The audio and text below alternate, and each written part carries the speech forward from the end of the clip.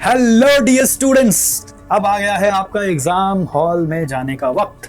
तो मैं आपको बताने जा रहा हूं कि जो एग्जाम हॉल का वक्त होता है उसको कैसे बेस्ट यूज करना है। ठीक से ध्यान से सुनिएगा, ये वीडियो सीए स्टूडेंट हो चाहे सीएमए स्टूडेंट सबको काम आएगा, क्योंकि एग्जाम हॉल सबका एक ही है और आप सबको ये काम देता है। सबसे पहला बात कि आपको ध्यान रखना है कि एग्जाम हॉल में 15 मिनट पहले ही आपको क्वेश्चन पेपर मिल जाता है। तो वो 15 मिनट पहले क्यों मिलता है? इसलिए कि आप 15 मिनट क्वेश्चन पेपर को देखकर मेंटली रेडी हो पाएं कि आपको क्या क्या क्वेश्चंस का आंसर करना है। अब जैसा कि आपको मालूम है कि हम लोगों के इंटर और फाइनल एग्जाम में 30 मार्क्स का एमसीक्यू है, तो वो 30 मार्क्स का एमसीक्यू से कभी भी वो 15 मिनट को यूज नहीं करना है। पहला 15 मिनट में हम वो 30 मार्क्स का एमसीक्यू पे दिमाग ही नहीं लगाएंगे, ध्यान रखिएगा। हम पहला 15 मिनट में उसको छोड़ के बाकी जो क्वेश्चंस हैं हमारे पास उसको देखेंगे। उसमें क्वेश्चन का पहला 2 लाइन और रिक्वायर्ड को ध्यान से पढ़ेंगे। उससे पढ़ के ये जज करेंगे कि ये क्वेश्चन हमें एकदम देखा हुआ लग रहा है कि नहीं लग रहा है। एकदम देखा हुआ लग रहा है तो ए मार्क कर देंगे कि आपको पता है कि ये करने जाएंगे तो हो ही जाएगा। दूसरा, अगर आपको ये लग रहा है कि हम करेंगे तो हो जाएगा, उतना अच्छे से याद नहीं है, तो उसको बी मार्क करेंगे। और तीसरा, अगर आपको देख के लग रहा है कि ये क्वेश्चन तो भैया ऊपर से जा रहा है, एकदम नया ही लग रहा है, तो उसको सी मार्क करेंगे। और अगर आपका जो क्वेश्चन है मान लीजिए उसमें 2 पार्ट है, 2A 2B, तो पार्ट ए का भी एबीसी होगा, पार्ट बी का भी एबीसी मार्किंग होगा। ऐसे पहला 15 मिनट में पूरा पेपर में एमसीक्यू छोड़ के सबका मार्किंग करेंगे। ठीक है, एबीसी एबीसी करके आएंगे। अगर इस प्रोसेस में 5-7 मिनट ज्यादा भी लग जाए तो देना बनता है, because it will give you a way to handle the paper. अब इससे आपको एक इवेल्युएट कर लेना है कि कौन सा टॉप क्वेश्चंस है जो आपको अटेम्प्ट करना ही करना है, उसका सीक्वेंस डिसाइड कर लेना है। ये सब काम 15 मिनट में होता है। अगर 20 मिनट भी लग जाए तब तक ठीक है, 20 मिनट से ज्यादा नहीं लगाना, 20 मिनट से ज्यादा देना ही नहीं है, ध्यान रखना। उससे ज्यादा दोगे तो फिर और दिक्कत हो जाएगा। उसके बाद एक बेसिक इक्वेशन समझ लीजिए कि 180 मिनट्स में 100 मार्क्स का करना है, तो एक क्वेश्चन 1.8 1 मार्क का 1.8 मिनट अलाउड है। तब एमसीक्यू अगर आपका 30 मार्क्स का है तो 54 मिनट्स अलाउड है। अगर आपने उधर रीडिंग में 4-5 मिनट एक्स्ट्रा ले लिया तो 50 मिनट ही अलाउड है। तो 50 मिनट में आपको एमसीक्यू को सल्टाना है, ये टारगेट आपको लेना है।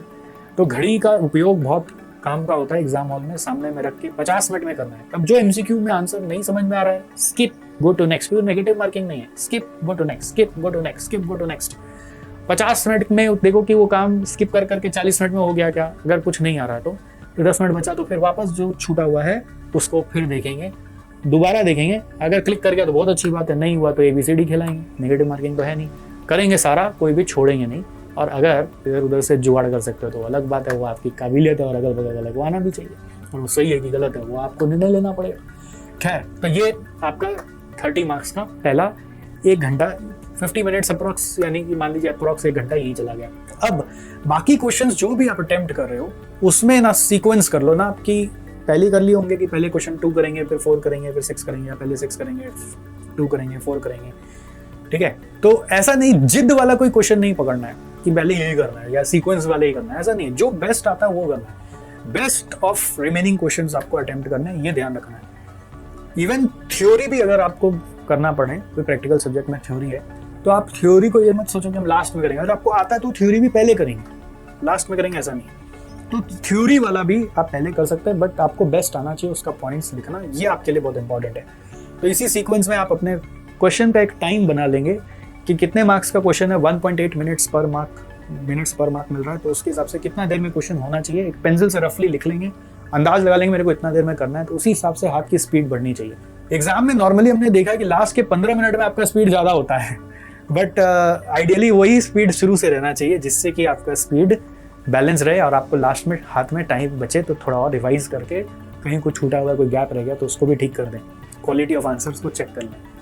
राइट, तो ये बहुत ज़रूरी है कि आप शुरू से स्पीड में लिखा और अपना एक क्वेश्चन का टाइम फ्रेम बना के लिखा। जैसे ही लगने लगा कि question near to time approach करा तो क्वेश्चन को कंप्लीट करना है, बीच में नहीं छोड़ना है। कोशिश करना है कि थोड़ा पॉइंट्स कम लिखकर हम सारा एस्पेक्ट को कंप्लीट करके खत्म कर रहे हैं, बीच में छोड़ने का स्कोप नहीं रखना है। मतलब थोड़ा प्रैक्टिकल है तो थोड़ा वर्किंग नोट कम बना दिया, चल जाएगा। ठीक है, कंप्लीटनेस पे फोकस करने का कोशिश करना है। ठीक है, अब नहीं आता है तो फिर तो छोड़ना ही पड़ेगा, बट जैसे थ्योरी है तो थोड़ा पॉइंट्स कम लिखकर कंक्लूजन पे चले जाओ कि हाँ चलो ज़्यादा डिटेल नहीं लिखकर कंक्लूड अच्छे से कर दिया, ये चीज़ पे फोकस करना चाहिए।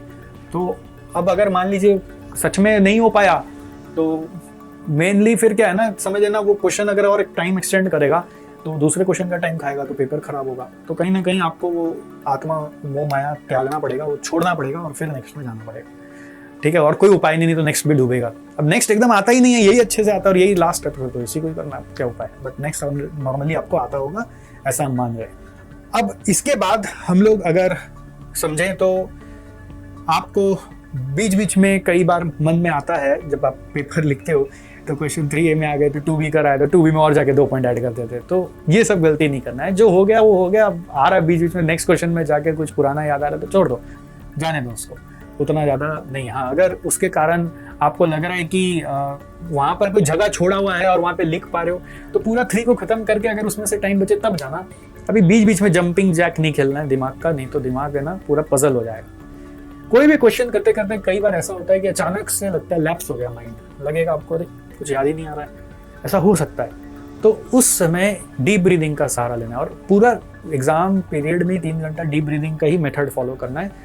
बहुत हड़बड़ाना नहीं है, डीप ब्रीदिंग से दिमाग काम कंपोज रहता है, आपको वैसा सिचुएशन ही फेस नहीं करना पड़े। बट कभी कभी होता है अचानक से डिस्कनेक्ट हो गया, तो डिस्कनेक्ट हो गया तो बहुत ज़्यादा देर बैठ के सोचना नहीं है क्या होगा क्या होगा। जैसे ज़्यादा सोचने लगते हो ना तो दिमाग में निगेटिविटीज़ भरने लग जाती है, धुआं की तरह, जैसे कोई दिमाग में भर दे रहा है, ऐसा होने लग जाएगा और फिर वो आगे का पेपर भी खराब करेगा। तो उस समय डीप ब्रीदिंग करके उतना पोर्शन पे ही उस क्वेश्चन को छोड़ के, उस समय खराब हो रहा है बोल के जगह छोड़ देंगे और नेक्स्ट क्वेश्चन में हम चले जाएंगे कि हम कुछ तो आगे करें। नहीं याद आ रहा तो हम स्ट्रगल नहीं करेंगे वहाँ पे, हम कोशिश करेंगे कि हमारा लगातार पेन चलता रहे, लगातार पेन चलता रहे। ध्यान रखना, लगातार पेन चलता रहे, ऐसा नहीं कि लगातार हम बस सोचते रह रहे हैं। सोचने का काम एग्जाम हॉल में नहीं होता, थिंकिंग एंड डूइंग का एक अप्रोच होता है। अगर एग्जाम में कोई नया क्वेश्चन आ जाए तो कैसे करना है, नया क्वेश्चन जब भी आ जाए तो आपको हमेशा ये देखना है कि आप किस तरीके से उस क्वेश्चन का डेटा को तोड़ तोड़ के लिख पाते हो और हर डेटा से जो जो वर्किंग पॉसिबल है उसको नोट 1, नोट 2, नोट 3 बना के सजा के लिखते रहते हो।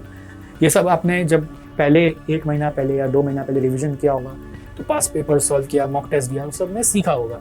तो वो डेटा तोड़ तोड़ के डालते जाओ और फिर रिक्वायर्ड को पढ़ो क्या पूछा है और उसको हैंडल करो। अगर थ्योरी में कुछ नया आ गया तो जितना कनेक्टेड वर्ड से जो आंसर क्लिक कर पा रहा है उस आंसर को फ्रेम करके पार्ट बाय पार्ट ब्रेक कर करके पॉइंट बाय पॉइंट बना के लिख कर आओ। तो that is all the thing that we have to do. Practically के लिए कैलकुलेटर्स ध्यान रखिएगा, कोशिश करके साइंटिफिक कैलकुलेटर कभी नहीं ले जाना है और कोशिश करके हमेशा 2 कैलकुलेटर लेके जाइए। एक कैलकुलेटर कभी अचानक से ब्रेक डाउन हो गया तो बहुत मुश्किल होता है। पेन भी सरप्लस लेके जाइए, खाली 1 पेन लेके नहीं जाइए, 4 पेन कम से कम लेके जाइए, ठीक है। पेन जैसे CMA एग्जाम में तो ब्लू ब्लैक अलाउड है, रेड नहीं अलाउड है और कोई कलर नहीं अलाउड है। CA एग्जाम में सिर्फ ब्लैक पेन ही अलाउड है।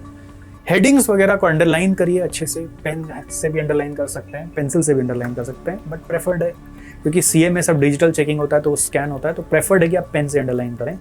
मार्जिन वगैरह आप पूरा पेंसिल से बना सकते हैं, कोई दिक्कत नहीं है। एक सजेशन और है कि जब कभी भी कोई क्वेश्चन को स्टार्ट करें ना, फट से बस क्वेश्चन पढ़ा और मतलब एकदम आंसर का पिक्चर दिमाग में बना हुआ है तो आप आराम से स्टार्ट कर लीजिए। बट अगर थोड़ा सा सोचने वाला है ना तो पहले रफ में ना क्वेश्चन को सोच के, क्वेश्चन का आंसर है ना सोच के रफ में पेंसिल से साइड में थोड़ा थोड़ा लिख दीजिए। यहाँ पे पेंसिल से साइड में यहाँ पे थोड़ा थोड़ा लिख लीजिए कि ये इसका एकदम जिस्ट में सिनॉप्सिस है, फिर उसको एलैबोरेट करिए। इससे क्या होता है, बीच में डिस्कनेक्ट नहीं होता। जब बीच में डिस्कनेक्ट होता है ना तो उसको रोकने का तरीका क्या है, क्वेश्चन को अटेम्प्ट करने के पहले उसका आंसर का सिनॉप्सिस पहले पेंसिल से साइड में 2 मिनट लगेगा या 1 मिनट लगेगा और साइड में लिख लीजिए, फिर उसी को देख देख के बड़ा कर लीजिए। तो क्या कंटिन्यूटी मिल जाती है आपको। नहीं तो अगर आप फर्स्ट सोचे बस फर्स्ट लिखा तो वैसे नहीं होता है, कई बार बीच बीच में गैप आ जाता है तो पीछे से कोई डिस्टर्ब क्यों किया तो बस गड़बड़ा गया। तो ये सब बातें हैं और बाकी तो देखो सेल्फ एक्सपीरियंस भी कुछ करना पड़ता है। कुछ बातें आपके लिए स्पेसिफिकली निकल के आएगी, वो तभी पता चलेगा जब आप मॉक टेस्ट देंगे। मॉक टेस्ट का यही एक फ़ायदा होता है कि आपके लिए भी और कुछ चीज़ें थी जो आप ध्यान नहीं दे रहे थे, उससे आपको फ़ायदा मॉक टेस्ट दे के ही पता चलेगा कि क्या क्या आपको और करना था। एक जनरल भाव में मैं आपको बता दिया कि ये चीज़ आपको फॉलो करना है एंड आई होप इससे आपको फ़ायदा होगा और आप अच्छे से दिल लगा के एग्ज़ाम देंगे और रिज़ल्ट का डिटेल्स हमें ज़रूर शेयर करेंगे। नहीं हुए तो भी हम आपके लिए और मेहनत करेंगे और आपको गाइड करेंगे, हुए तो आपके साथ सेलिब्रेट जरूर करेंगे। चलिए, thank you so much, all the best.